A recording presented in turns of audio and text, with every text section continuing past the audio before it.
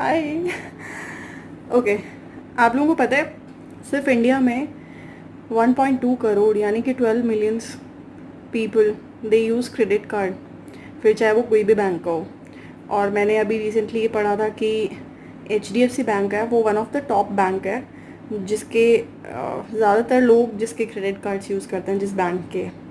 ठीक है, HDFC की बात इसलिए बता रही हूँ कि आप लोगों ने वीडियो का टाइटल तो पढ़ लिया होगा तो आइडिया लग गया होगा, बट मैं एक बहुत लंबी स्टोरी शेयर करने जा रही हूँ। मैं चाहती थी पहले कि मैं इसको 2 पार्ट्स में करूँ वीडियो को, बट देन मुझे लगा कि कुछ लोग एक देख लेंगे दूसरा मिस कर देंगे एंड वाइस वर्सा, तो फिर स्टोरी समझ में नहीं आएगी। और इसको समझना बहुत ज़रूरी है, बहुत बहुत अच्छी सीखने मिलने वाली है इस चीज़ से। और कई बार क्या होता है, दो टाइप की एक्चुअली चीटिंग होती है जो हम रेफ़र करते हैं किसी भी कंपनी बैंक या कुछ भी हो। एक होता है ऐसी चीज़ जहाँ हमारी थोड़ी सी अंडरस्टैंडिंग में प्रॉब्लम हो जाती है, कभी कभी हम मिसअंडरस्टूड कर जाते हैं या अनअवेयर रहते हैं कई चीज़ों को लेके, जिस वजह से कुछ ऐसी गलती हो जाती है, मिस्टेक हो जाती है, तो जिसका भरपाई हमें मॉनेटरी टर्म्स में करना पड़ता है और हम फिर कंपनी के ऊपर केस कर देते हैं या उनको ज़िम्मेदार ठहराते हैं, जो कि कहीं ना कहीं होते होंगे क्योंकि प्रॉपर कम्युनिकेशन नहीं होता, TNCs में प्रॉपर मेंशन नहीं होता है, कई बार पॉलिसीज़ क्लियर नहीं होती कस्टमर्स को। एक होता है जहाँ एक्चुअली उन लोगों की गलती होती है, ट्रांसपेरेंट दिखती है वो चीज़ कि इसमें बैंक की या किसी भी ऑर्गेनाइजेशन की गलती है। अब लेट मी टेल यू ये क्या है। मैंने खुद एक्सपीरियंस किया HDFC बैंक के साथ, मेरा ये पर्सनल एक्सपीरियंस है जो मैं पिछले, आज 2 सितंबर है, मैं पिछले दिसंबर 2019 से ये चीज़ फेस कर रही हूँ और मैंने देखी ये चीज़। ठीक है, इसलिए आप लोगों के साथ शेयर कर रही हूँ। सिंस ये बहुत लंबे टाइम से चलता आ रहा है तो ये ज़रूरी था आप लोगों को बताना। जो लोग ऐसे फ्रॉड, चीट या ऐसी चीज़ों से निकल के आए उन्हें तो पता होगा, बट जो लोग क्रेडिट कार्ड स्पेशली यूज़ करते हैं ये उन लोगों के लिए बहुत अच्छा लेसन हो सकता है। तो कुछ यहाँ से मेरी स्टोरी स्टार्ट होती है। मैंने नवंबर 2019 में एक DSLR कैमरा उसका ऑर्डर प्लेस किया था अमेज़न पे, अमेज़न प्राइम से। ओके, और उसकी प्राइस थी लगभग 40,000 रुपीज़, 39,000 समथिंग कुछ का उसका अमाउंट था। मुझे HDFC बैंक के क्रेडिट कार्ड पे कुछ डिस्काउंट मिल रहा था या ऐसा कुछ था, ऑफ़र था, जिसके चलते मैंने वो ऑर्डर प्लेस किया और वो भी मेरे क्रेडिट कार्ड से पेमेंट किया मैंने। और मैंने EMI पे लिया उसको। EMI मैंने ली 40,000 लगभग का था, तो मैंने उसमें 9,000 समथिंग डाउन पेमेंट किया और बाकी जो भी अमाउंट था उसकी मैंने 5-6 मंथ की EMI कर दी, सो दैट वो ऑटो डिडक्ट हो जाएगा मेरी क्रेडिट कार्ड से एंड ऑब्वियसली मंथली बेसिस मैं पे कर दूँगी अमाउंट जो क्रेडिट कार्ड का है वो। And let me tell you one thing, मैं ये क्रेडिट कार्ड पिछले 5 साल से ज़्यादा टाइम हो गया था मुझे यूज़ करते हुए, और 40,000 नहीं, उससे बड़ा मैंने जो बिल है ना वो पे किया है इस क्रेडिट कार्ड का, एंड विदाउट एनी मिस। ये बोलना बहुत ज़रूरी है क्योंकि आप अगर पेमेंट मिस करते हो तो आपकी सिबिल रेटिंग इम्पैक्ट होती है। विदाउट एनी मिस मैंने पेमेंट्स किए हैं, बट फर्स्ट टाइम मेरे साथ ऐसा हुआ है जो कि मैं आपको बता रही हूँ अभी। मैंने वो पेमेंट किया और ऑर्डर प्लेस हो गया। डाउन पेमेंट भी मैंने मेरे क्रेडिट कार्ड से किया था।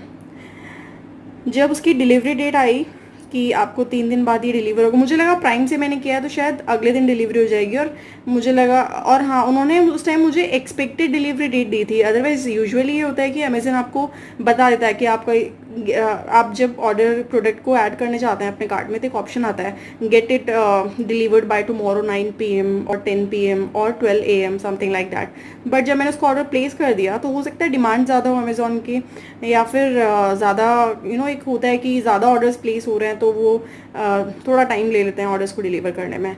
उसकी जो डिलीवरी डेट आई थी, मैंने ऑर्डर प्लेस किया था 8 नवंबर को और उसकी जो डिलीवरी डेट आ रही थी वो थी 11 नवंबर को। इन दैट टाइम हाँ, और 11 नवंबर को मेरी अर्ली मॉर्निंग फ़्लाइट थी मुंबई से जयपुर, मैं ट्रैवल कर रही थी। अब जब मैं 11 को ट्रैवल कर रही हूँ, अर्ली मॉर्निंग निकल जाऊँगी मुंबई से, तो मैं उसको पिक तो कर नहीं पाऊँगी, डिलीवर किसको करेगा वो कोरियर वाला बंदा। मैंने वो ऑर्डर कैंसिल कर दिया। मैंने सोचा ठीक है जयपुर जाके ऑर्डर प्लेस कर दूँगी या फिर जब मैं वापस मुंबई आऊँगी तब प्लेस कर दूँगी ऑर्डर। अब जब मैंने उसको कैंसिल कर दिया तो कुछ टाइम बाद जो इंस्टॉलमेंट, हाँ मैंने HDFC को भी बोला कि मेरी EMIs पे जो भी चार्जेस लगेंगे या EMIs अगर क्रिएट हुई हैं उनसे उन्हें बंद कर दीजिए। जो 9,000 के अलावा जो अमाउंट था, ठीक है, 29,000 समथिंग, वो तो आ गया रिफंड में, बट जो डाउन पेमेंट था 9,000 रुपीज़ जो मैंने क्रेडिट कार्ड से ही किया था, वो आज तक रिफ़ंड मुझे नहीं मिला है मेरे क्रेडिट कार्ड की एंट्रीज़ में या कहीं भी नहीं है। उसके बाद आया मेरा नवंबर के बाद दिसंबर में मेरा बिल जनरेट हुआ, मिड ऑफ दिसंबर। मैंने उसमें देखा एंड कोइंसिडेंटली मैं यूजुअली अपने क्रेडिट कार्ड के बिल्स चेक नहीं करती हूँ, जो भी ड्यू अमाउंट आता है मैं यूजुअली उसको पे कर देती हूँ, बिकॉज एक तो टॉप बैंक HDFC, दूसरा ठीक है बैंक है, कैलकुलेशन अच्छा है, होता होगा, कोई गड़बड़ नहीं होगी, इतना मैंने ट्रस्ट किया था, जो कि बहुत बड़ी मिस्टेक थी। तो मैंने फर्स्ट टाइम वो बिल चेक किया बिकॉज मैंने फर्स्ट टाइम कोई इतना बड़ा आइटम वो भी क्रेडिट कार्ड के थ्रू लिया था, अदरवाइज मैं कैश या others mode of payment like net banking और समथिंग मैं ऐसा लेती हूँ। मैंने क्रेडिट कार्ड पे इतना बड़ा अमाउंट का कोई भी ऑर्डर फर्स्ट टाइम प्लेस किया था। तो मैंने अपना बिल चेक किया कि रिफ़ंड आया है नहीं आया, बिकॉज शायद मैंने SMS वगैरह मिस कर दिए थे, कितना रिफ़ंड आ रहा है कितना नहीं, ईमेल्स भी मैं प्रॉपर्ली चेक नहीं कर रही थी। तो मैंने स्टेटमेंट देखा, उसमें मुझे 24,000 अलग, 5,000 अलग, विच सम्स अप टू 29,000, वो तो दिख रहा था 29,000 समथिंग। सिंस मेरा टोटल ऑर्डर था 39,000 समथिंग, वो जो 9,000 कुछ रुपए का था डिफरेंस, वो मुझे रिफंड में नहीं दिखा। उसके बाद मेरा हो गया दिमाग ख़राब। मैंने जाके सबसे पहले मैंने जो काम किया वो मैंने अमेज़न से बात करी। अमेज़न ने मुझे रेफरेंस नंबर दिया कि मैम आपका रिफ़ंड 2-3 दिन बाद ही हो गया था जब आपने कैंसिल किया था ऑर्डर, और उन्होंने मुझे एक रेफरेंस नंबर दिया रिफ़ंड का कि मैम ये रेफरेंस नंबर है और आपका पूरा amount 39,000 including your down payment all सब रिफ़ंड हो गया है, ठीक है, आप रेफरेंस नंबर ले लीजिए। अमेज़न का क्लियर था, बिकॉज HDFC ये बोल सकता है कि अमेज़न से ही नहीं आया, तो फर्स्ट मुझे अमेज़न से क्लियर करना ज़्यादा ज़रूरी। अब मैं गई HDFC बैंक, जो नियरेस्ट मेरे घर के पास बैंक था मुंबई में। मैं वहाँ गई तो मुझे ये बोला गया, और हाँ मैं ऑफ़िस से पहले गई थी वहाँ पे, मुझे ऑफ़िस भी जाना था, तो मुझे वहाँ ये बोला गया मैम हम बुलाते हैं किसी बंदे को। तो कॉल किया, सब किया, फिर मुझे बोला गया कि मैम हमारे यहाँ पे कोई क्रेडिट कार्ड में डील करने वाला, एडवाइस करने वाला बंदा नहीं है यहाँ पे। ओके, उन्होंने मुझे मैं HDFC को कॉल करती थी क्वेरी के लिए, बट आप लोगों ने देखा होगा, अगर आप लोग कॉल्स करते हैं HDFC या किसी भी बैंक या कंपनी को, उनके IVR ऑप्शंस ऐसे होते हैं कि कभी भी आप कुछ भी प्रेस कर लो, कुछ भी करते जाओ, आप फाइनली कस्टमर सर्विस के IVR बटन तक नहीं पहुंच पाओगे। ऐसा ही मेरे साथ हुआ था। उन लोगों ने मुझे IVR ऑप्शंस की डिटेल्स दी कि मैम इस तरीके से ये बटन प्रेस करके आप नंबर प्रेस करके आप जा सकते हो। दूसरा सेम टाइम उन्होंने मुझे मेरी बात करवाई कस्टमर केयर एग्जीक्यूटिव से, और बंदी का नाम था अश्विनी। उनसे मेरी बात हुई, उन्हें कुछ समझ में नहीं आया, नहीं आया उस बंदी को समझ में कि क्या हुआ, कैसे हुआ, क्यों हुआ। वो कहीं और ले जा रही थी टॉपिक, मेरा क्वेश्चन कुछ और था, ठीक है, हो गया, वहीं ख़त्म हो गया। उसके बाद मैंने मेल्स, हाँ मुझे ये भी बोला गया वहाँ पे कि मैम आपको अगर कोई भी क्रेडिट कार्ड रिलेटेड क्वेरी है तो मैम आप चेन्नई जाइए, चेन्नई बात करिए, सॉरी ये वर्ड्स से, चेन्नई बात करिए। सो मैंने उनको ये भी बोला कि अगर चेन्नई बात करनी है तो भाई मेरी फ़्लाइट टिकट कर दो, मैं चेन्नई चले जाती हूँ।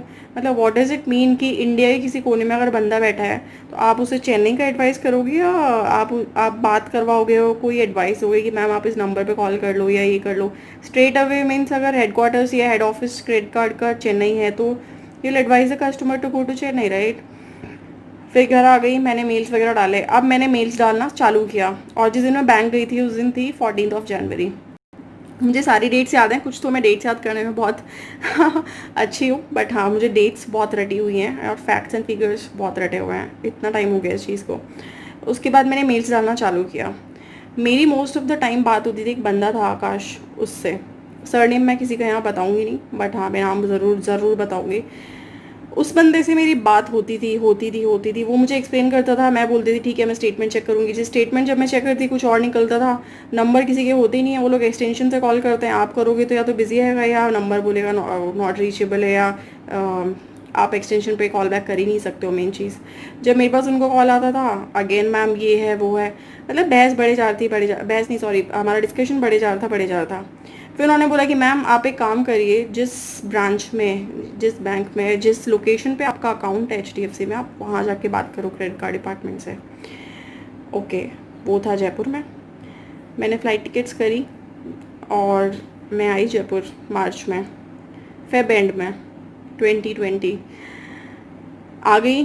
अगेन मैं कॉल बैक नहीं कर सकती थी। दैट गाय टोल्ड मी कि मैम मैं मैंडेटरी लीव पे चल रहा हूँ, सो आप मेरे इस नंबर पे कॉल कर लेना, कोई तो उठा लेगा या फिर मैं बता दूंगा किसी और को, आपको कॉल बैक आ जाएगा। मेरी लगभग 1 हफ्ते की छुट्टी थी, मेरे पास कोई कॉल बैक नहीं आया, कोई कॉल नहीं आया। अगले दिन मेरी फ़्लाइट थी 4 मार्च को अर्ली मॉर्निंग 8:20 पे, और मेरे पास पिछले दिन 3 मार्च को कॉल आता है 2:30-3 बजे के लगभग कि मैम आप XYZ ब्रांच जो है HDFC बैंक का, वहाँ आ जाओ। तो फर्स्ट ऑफ ऑल मैंने उस बंदे को यही बोला, भाई मेरी फ़्लाइट है अर्ली मॉर्निंग, मेरे अपने काम है और आप मुझे अब कॉल कर रहे हो। तो बोलता मैम ठीक है आप आ जाओ, 5 बजे तक बैंक खुला है, लेकिन मैं कोशिश करूँगा आपके लिए 5:15 5:30 तक रुकूँ, आप आओ तो सही, डिस्कस करते हैं। मैंने कहा ठीक है। हम लोग गए, बैंक गए, और सबसे फ्रस्ट्रेटिंग चीज़ जो मेरे साथ हुई, वैसे ही मैं बहुत फ्रस्ट्रेटेड थी, बट मैं फ़्लाइट करती हूँ वहाँ से, मुंबई से जयपुर आ रही हूँ और उस बंदे से मिलने जा रही हूँ, वो भी मुझे लास्ट मोमेंट पे जब वो बोल रहा है अगले दिन मेरी फ़्लाइट है आ जाओ। मैं गई, भिड़ते ही वहाँ पे जब मैंने बोला कि मुझे मिस्टर सौरभ से मिलना है, कॉल आया था, एक स्टाफ मेंबर बोलता है कि मैम वो तो घर चले गए, एक स्टाफ मेंबर बोलता है कि मैम वो तो छुट्टी पे है। जिस नंबर से उसने मुझे कॉल किया था वो नंबर पे, as I told you, extension number, आप कॉल बैक नहीं कर सकते। आप कांटेक्ट कैसे करूँ उस बंदे को? मैं उनसे पूछ रही हूँ आपके पास मोबाइल नंबर तो होगा, मैं उनसे बात ही करूँ कि वो चले कैसे गए, अगर छुट्टी पे हैं तो फिर उन्होंने कॉल कैसे किया मुझे, और चले गए तो चले कैसे गए, बिकॉज उस टाइम हो रहा था 5:10, तो उन्होंने तो कहा ही था मैं 5:10 5:15 5:30 तक रुकूँगा। और अगर निकलना भी था तो उनको कॉल करना चाहिए था कि मैम आप तो लेट हो रहे हो, मैं तो निकल जाऊँगा, आप फिर किसी और दिन आइए। वो सबसे फ्रस्ट्रेटिंग था। वहाँ कुछ लोग जो बैठे थे स्टाफ के मेंबर, उन्होंने भी मेरी डिटेल्स स्टेटमेंट वगैरह चेक करी, बट उन्हें भी कोई रेजोल्यूशन नहीं मिला, कोई वो डिटेल मुझे दे नहीं पाए। उसके बाद मैं फिर मुंबई चली गई, फिर आकाश की कॉल आती थी, फिर बात होती थी। मीनवाइल मेरे पास 100 ईमेल पड़े होंगे, और हाँ मैं जो हर चीज़ आपको बता रही हूँ ना, मेरे पास एविडेंस है हर चीज़ का। मेरे अमेजन ऑडिट डिटेल्स में आपको दिखेगा कि वो डाउन पेमेंट भी मेरे कार्ड, जो क्रेडिट कार्ड है उसी से पे हुआ है। बिकॉज मुझे बीच में आकाश ने ये भी बोला कि मैम आपने जो पेमेंट किया है डाउन पेमेंट, हो सकता है वो डाउन पेमेंट आपने क्रेडिट कार्ड से नहीं किया हो, आपने नेट बैंकिंग या कैश से किया हो, इसलिए आपको रिफंड क्रेडिट कार्ड में नहीं दिख रहा है। Which means he is also accepting कि वो एंट्री नहीं दिख रही है वहाँ पे रिफंड की 9,000। ओके, हो गया। अब मार्च में मैं आके चली गई थी, विच मीन्स दिसंबर जनवरी फरवरी मार्च 3 महीने हो गए थे। अब मेरे पास कॉल्स आते थे। मीनवाइल मैं HDFC बैंक रिडर्सल पे ईमेल्स भी डालती थी। मिस्टर वरुण एंड XYZ अलग अलग लोग रिप्लाई करते थे। रोज़ एक मेल डालो, फिर ma'am will reply within 24 hour 48 hour, फिर एक रिप्लाई आएगा, फिर वो बोलेंगे मैम आकाश से आपकी बात हुई होगी फलान ढिमका। आगे कोई कुछ नहीं बोलता था। फिर सारे एविडेंस मैंने अटैच किए थे। उसके बाद उसके बाद मेरे घर पे HDFC ने, ऑब्वियसली आप अगर स्किप कर देते हो पेमेंट नहीं करते हो तो वो नोटिस भेज देता है, और उनके पास कोई ऑप्शन नहीं होता। तो मेरे घर पे उन्होंने एक भेजा। फिर मीनवाइल लॉकडाउन लग गया और मैं जयपुर आ गई थी, और लॉकडाउन के कुछ टाइम बाद, और तब तक मेरे घर पे उन्होंने 2 नोटिस भेज दिए थे। नोटिस भेजने के बाद भी कॉल्स आते थे। फिर इन्होंने कलेक्शन एजेंट्स को घर भेजना या कॉल करना चालू कर दिया। कलेक्शन एजेंट्स मिस्टर विक्रम थे, करंटली जो है मिस्टर रविंद्र हैं। एज आई टोल्ड यू मैं सरनेम नहीं बताऊंगी, बट येस इनके कॉल्स आते थे, मैसेज आते थे। फिर इनको ही मैंने बताया। अब एक चीज़ सबसे फ्रस्ट्रेटिंग जो लगती है वो ये है, आप कलेक्शन एजेंट्स को बोल दो, आप रिकवरी एजेंट्स को बोल दो, आप किसी भी मतलब पागल आदमी को बोल दो, पागल ही हो मेरी तरफ से, आप उनको मतलब उनको अंधाधुंध भेज दो कि ना रजनी से मिले आओ, जाके रजनी से बात करे आओ, क्रेडिट कार्ड का पेमेंट लेके आ जाओ, फ़ोन कर लो। अरे स्टोरी तो बताओ भैया, बैकग्राउंड क्या है वो तो बताओ, जानने की कोशिश तो करो। तुम ये कोशिश नहीं करते जानने की कि पिछले अगर 6 महीने से 5 महीने से पेमेंट ड्यू है तो कोई रीज़न तो होगा। रीज़न तो होगा ना। और हर बंदे को मैं यही बोल रही हूँ, फर्स्ट ऑफ ऑल जहाँ मेरी गलती नहीं है वहाँ मुझे मेरी सिबिल की क्यों पड़ी रहेगी। सिबिल की पड़ी है ऑब्वियसली, बट देन मैं पेमेंट करूँगी ना। लेकिन जहाँ मेरी गलती नहीं है, बैंक एक पैसा छोड़ने के लिए तैयार नहीं रहता। मैं अपना 9,000 छोड़ दूँ फर्स्ट ऑफ ऑल। और मुझे ये और बोला जाता था कि मैम आउटस्टैंडिंग अमाउंट तो कर दो, मैम मिनिमम ड्यू कर दो, चलो आप हर महीने मिनिमम ड्यू करते रहो, हम आपका इशू देखेंगे। मुझे ये बताओ लल्ला कि अगर तुम लोग, तुम्हारा इतना अमाउंट ड्यू होगा, और हाँ लेट मी टेल यू, मैंने इनको मेल्स डाल के ये भी बोला था कि भाई तुम इंटरेस्ट लगाते रहो, तुम्हें जितना परसेंट 18, 20, 25% लगाना है, CST GST इंटरेस्ट जो लगाना है लगाओ, क्योंकि मैं एक भी पैसा नहीं दूंगी इंटरेस्ट में भी स्पेशली, या लेट फी का, क्योंकि मेरी गलती नहीं है। आप इशू रिजॉल्व करो, आपकी तरफ से पेंडिंग है। तो वो इंटरेस्ट लग लग के अमाउंट इतना ज़्यादा हो गया। अब तुम मुझे बोल दो आउटस्टैंडिंग पे कर दो, मिनिमम अमाउंट पे कर दो। मुझे ये बताओ, जब मैं कुछ भी पे नहीं कर रही हूँ, तुम मेरा इश्यू सॉर्ट नहीं कर रहे हो, तो अगर मैं पे कर दूंगी फिर क्या होगा? फिर तो तुम सुनोगे भी नहीं, और हो सकता है शायद अगर मैं बात करूँ तुम लोगों से तो तुम फ़ोन भी नहीं उठाओ। ये चीज़ है, इसलिए मैंने पेमेंट नहीं किया। And I don't really care about that bloody CIBIL and HDFC people जो भी नोटिस भेजते हैं ऑल। हाँ, उसके बाद जयपुर में आने के बाद मेरे पास अभी रिसेंटली कॉल्स आए, मैम आ जाओ। फिर से एक बार कॉल आ गया, मैम आ जाओ। सॉरी, उसके बाद मेरे पास एक कॉल आया, जो कलेक्शन मेरा जो बंदा है रिकवरी एजेंट लेटेस्ट उन्होंने जो लगा रखा है पीछे, रविंद्र, उस बंदे ने लाइन पे लिया एक बंदे को। वो बंदा मुझसे बात कर रहा है, मैम आपकी 9,000 की एंट्री दिख रही है। तो मुझे सरप्राइज़ हुआ, मैंने कहा यार एंट्री दिख रही है। मैंने कहा यार ऑल ऑफ सडन कैसे दिख गई, 10 महीने होने को आए, अब एंट्री कैसे दिख गई है? दिखती तो मैं इस चीज़ को रेज ही नहीं करती, कंसर्न रेज ही नहीं करती ना मैं। और अगर दिख भी रही है तो सर मैं चेक कर लेती हूँ पहले कौन से महीने में आपको कहाँ दिख रहा है, मुझे एक्जैक्टली बताओ, मेरे पास भी स्टेटमेंट है, so I get back to you. और अगर एंट्री दिख रही है तो वो अलग केस है कि आप लोग इतने दिनों से क्या लेके चल रहे थे, तब मुझे क्यों नहीं बताया गया, अगर मैं कहीं मिस कर रही हूँ तो। और if everything goes well then I see कि पेमेंट कैसे करना है, क्या करना है, बिकॉज ऑब्वियसली इंटरेस्ट का मुझे देखना है कि मैं पे करूँगी या नहीं, क्योंकि मेरी गलती नहीं थी। अब वो बंदा बिना मतलब चढ़ गया, सुन मतलब इतना रूडली बात कर रहा है। पहली बात मैंने उस बंदे को बोला, हाँ फिर आधी इंग्लिश झाड़ रहा है आधी हिंदी झाड़ रहा है। मैंने उसको बोला, मैंने कहा भाई मे आई नो योर नेम? बोलता है मदन बोल रहा हूँ, ब्रांच मैनेजर। ओके, मैं भी चालू हो गई इंग्लिश में, और फिर मैं तो रुकी ही नहीं। फिर मैंने उसको बोला, मैंने कहा भाई एक बात बता, 10 महीने में तेरे को दिख रहा है तो पहले क्यों नहीं आया कोई? मिस्टर आकाश, सौरभ, अश्विनी, फलान ढिमका, जितने भी लोग हैं तुम भेज तो देते हो घर पे या नोटिस, तब कहाँ गए थे? और आप अब अचानक आपको कहाँ से दिख गया? मैनुअली डाली है क्या आपने एंट्री? ये बात तो खैर मैंने उसको नहीं बोली थी मैनुअली वाली, मैंने बहुत आराम से बात करती उस बंदे से। उस बंदे को लग गया भाई ये तो और 30 मार खाना है। पहली बात भाई, अगर कोई कस्टमर है जिसके साथ ऐसा कुछ हो रहा है या पेमेंट ड्यू है, डोंट यू एवर थिंक कि वो बंदा कोई एरा गहरा नत्थु गहरा है कि आपकी सुन लेगा बकवास, या उसको आप ऐसे ही समझोगे। हो सकता है आप अगर मैनेजर हो तो वो बंदा किसी कंपनी का डायरेक्टर भी हो, ठीक है? मैं हूँ नहीं बट बता रही हूँ। तो आप लिमिट में बात करो, तमीज़ से बात करो, वो भी कस्टमर से। वो बंदा बोलता है मिस्टर रविंद्र को, जिन्होंने उस मैनेजर को कॉन्फ्रेंस पे लिया था, उसका नाम मदन था, वो बोलता है रविंद्र फ़ोन काट, मैं इसको देख लूँगा। ये वर्ड्स थे उस बंदे के, ठीक है? ये वर्ड्स थे, मैं देख लूँगा। और मैंने बोला क्या देख लोगे? तो फ़ोन ही कट हो गया। ये बात थी।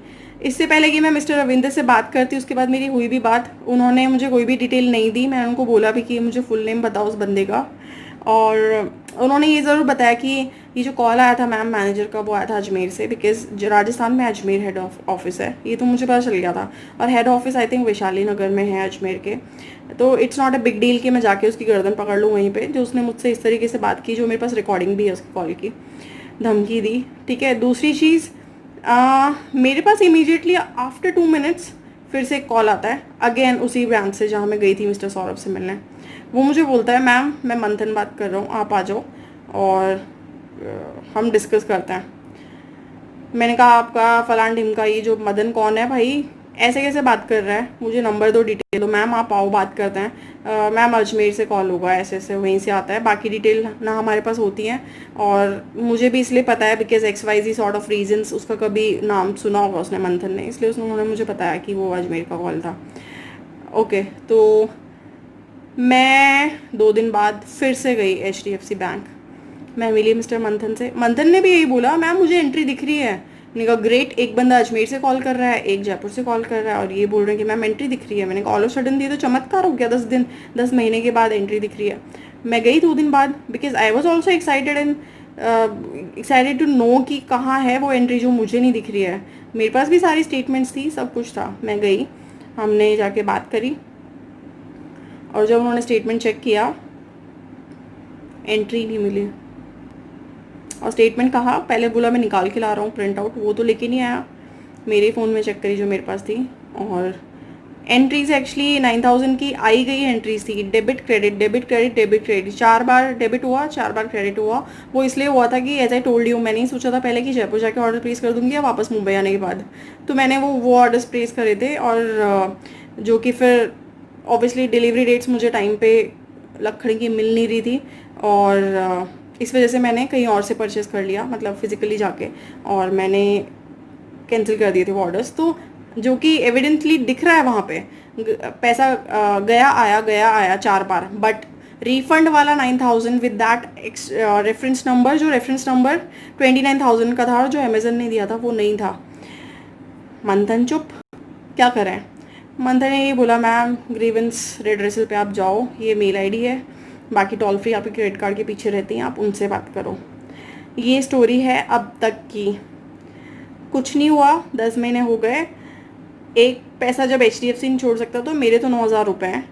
और बात यह है कि HDFC मुझे ये समझ में नहीं आ रहा एक्सेप्ट क्यों नहीं करता, या ऐसा कौन बंदा है जो इस चीज़ को ओन करेगा। रिस्पॉन्सिबिलिटी बाय रिस्पॉन्सिबिलिटी बढ़ाए जा रहे हैं, कभी किसी बंदे को कभी किसी बंदे को।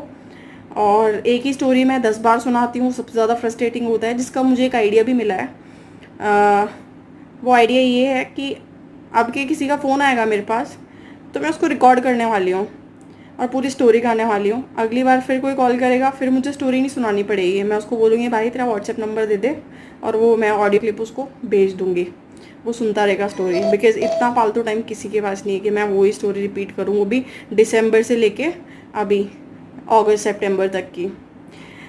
So this is the story. And इसके बाद तो भरोसा ही उठ गया HDFC बैंक से। जब मैंने मेरी कंपनी ज्वाइन करी थी, ऑफिस ज्वाइन किया था, मेरे पास 2 ऑप्शन थे सेविंग अकाउंट्स या सैलरी अकाउंट ओपन करवाने के। One was ICICI and the other was HDFC। HDFC में पहले भी यूज़ कर रही थी, तो एक होता है कि आदी हो जाते हो उस चीज़ के, और सर्विसेज भी आपको अच्छी लगती हैं। तो मैंने उस टाइम, मुझे HDFC बहुत अच्छा लगता था। नहीं, मुझे HDFC में ही रखना है अपना करंट सैलरी या सेविंग्स अकाउंट, आप इसी में रखिए, ठीक है। बट अब तो मतलब ये है कि मैंने एप्लीकेशन तक उड़ा दी है मेरे ख्याल से मेरे फ़ोन से HDFC की, क्योंकि मुझे ज़रूरत ही नहीं है। मैंने कहा बंद कर दो खाता, क्रेडिट कार्ड, तुम्हें जो करना है करो। और एक चीज़ और, हाँ एक चीज़ और, मैं इस चीज़ को लेके कंज्यूमर कोर्ट में भी गई थी। कंज्यूमर कोर्ट ने मेरी टिकट क्लोज़ कर दी, कंप्लेन। और जब मैंने कॉल किया उन लोगों को टोल फ्री पे, उन्होंने मुझे ये बोला कि मैम बैंक्स या जो भी गवर्नमेंट रेगुलेटरी अथॉरिटी है, हम उसके अगेंस्ट कुछ एक्शन नहीं लेते हैं, आपको RBI के पास जाना पड़ेगा। मैंने कहा ठीक है। फिर मैं RBI बैंक की वेबसाइट गई, वहाँ पे मैंने कंप्लेन दर्ज करी। जब मैंने उनको कॉल किया 20 दिन बाद, तो मुझे ये बोला गया कि मैम अभी तो 20 ही दिन हुआ है ना रेज करें, RBI 3 महीने तक लेता है रिस्पॉन्ड करने में या जवाब देने में। ठीक है, वेट किया, और जब 3 महीने होने को आए, विद इन 3 मंथ्स RBI ने क्लोज़ कर दी मेरी कंप्लेन। क्लोज़, जस्ट एक मेल आया और मैसेज आया कि फलान टीम का आपकी कंप्लेन क्लोज कर दी गई है। नो फीडबैक, नो कमेंट कि क्यों करी, क्या इन्वेस्टिगेशन की गई, क्या HDFC बैंक ने बोला है, कुछ नहीं। भरोसा RBI से भी उठ गया सारा। मतलब मैंने सारे हथकंडे अपनाए हैं। अब एक चीज़ जो बची है वो ये है कि जो कंज्यूमर रिड्रेसल कोर्ट है, वहाँ जाके नोटिस भेजूँ मैं HDFC को, जो उन्होंने नोटिस भेजा है उसके जवाब में, और एक अच्छा सारा वो है ना जुर्माना लगाऊँ इनके ऊपर। स्टार्टिंग फ्रॉम मेरी मुंबई से जयपुर की फ़्लाइट, जो मैंने अपना टाइम बर्बाद किया है इनके पीछे यहाँ से बैंक जाने में, और जो मेरा इंटरेस्ट लगा है वो, लेट फीस लगी है वो, मैं अभी भी यही बोल रही हूँ कि मैं मेरा ड्यू पे करूँगी, बट वो सही ड्यू होना चाहिए। पहले तो मेरा 9000 रिफ़ंड करो, फालतू का जो इंटरेस्ट लगा है तुम्हारे चक्कर में दिसंबर से अब तक वो हटाओ, लेट फीस हटाओ, ठीक है। और मुझे रीज़न दो कि अब तक रिजॉल्व क्यों नहीं हुआ इशू। और मुझे तो ये मतलब सरप्राइज़ हुई देख के कि कोई कोई ऐसा बंदा ही नहीं जो जिम्मेदारी को ओन करे कि चलो ठीक है मैम, अब मेरे पास ये केस है, मैं इसको सॉर्ट आउट कराऊंगा। और रिड्रेसल में मेल डालने के लिए कस्टमर को चिपका दिया, क्योंकि उनका कुछ नहीं जाता घर से। बट तुम डालो ना मेल एक बार, तुम इंटरनली बात करो। उस बंदे को मैंने ये भी बोला मंथन को आते टाइम कि तुम्हारा वो जो मदन है, उसने मुझसे इस तरीके से बात करी कि रविंद्र तू काट फ़ोन, मैं ना इसको देख लूँगा। कहता है मैम उसके लिए मैंने मेल डाल दिया है। मैंने उसको बोला कि मुझे लूप करना मेल में, सीसी रखना, मुझे देखना है उस पर क्या अपडेट रहती है। तो बोलता है आपका रजिस्टर्ड ईमेल आईडी है ना हमारे पास। मैंने कहा है, ठीक है मैं आपको मार्क कर दूंगा। मुझे उस बैंक में गए आई थिंक 15-20 दिन हो चुके हैं ऑलमोस्ट, मेरे पास कोई मेल नहीं आया। तो भरोसा उठ चुका है। और मुझे नहीं पता अदर बैंक्स के साथ किसका क्या एक्सपीरियंस है, बट HDFC के साथ मेरा ये एक्सपीरियंस है। और बहुत अच्छा वाला, मतलब पागल बनाते हैं। और कभी एक्सपेक्ट नहीं किया था कि इतना अच्छा टॉप बैंक, मतलब छोटे मोटे फॉर्म्स के लिए तो हम बोल देते हैं कि छोटा सा टुच्चा सा है, बहुत लोग बोलते हैं एक्चुअली, मैंने सुना है यहाँ इन्वेस्ट मत करो, वो मत करो, भरोसा नहीं है, फ्रॉड निकल जाएगा। But HDFC, one of the top banks, वो ऐसा करेगा। तो ये है। और आप लोगों को अवेयर करने के लिए मैंने वीडियो शेयर किया है। Everyone who is using credit card, be aware about these things. और मुझे नहीं पता मेरा इशू सॉर्ट हो गया या नहीं, बट मुझे डर नहीं लगता। भाड़ में जाए, मुझे फ़र्क ही नहीं पड़ता ज़्यादा। अगर इन्होंने नोटिस वोटिस किया तो फिर मैंने तो बोल ही दिया कि मैं रिटर्न में फिर नोटिस भेजूंगी। फिर मैं अच्छा वाला अपना वीकेंड 2 दिन निकाल के अच्छे से इनको चेपूंगी, नोटिस चेपूंगी। फिर तो मैं ये जो अमाउंट ड्यू है ना, इसका डबल इनसे हर जाना देखो मैं कैसे निकलवाती हूँ। क्योंकि लेकिन मेरी वो नीयत नहीं है एक्चुअली, मैं चाहती नहीं हूँ, और मेरा इंटेंशन बिल्कुल ऐसा कुछ है नहीं कि हर जाना और काइंड ऑफ फलांडिम का। बट हाँ, अगर इन्होंने ज़्यादा किया बिना मेरी सुने, लोगों को बस पै पै पै पै पै कॉल पे लगा दिया कि कॉल करो मैम, कलेक्शन कलेक्शन मैम। अभी भी वो बंदा रविंद्र मुझे कॉल करके यही बोलता है मैम पेमेंट का क्या हुआ, मैम पेमेंट का क्या हुआ। जबकि मैं उसको बता चुकी हूँ कि मेरी बैंक में मंथन से क्या डिस्कशन हुई है और क्या है क्या नहीं है। और स्टोरी उसको पता ही 9,000 वाली बता चुकी हूँ, 9,000 की एंट्री नहीं दिख रही है। मैम फिर आप पेमेंट करोगे?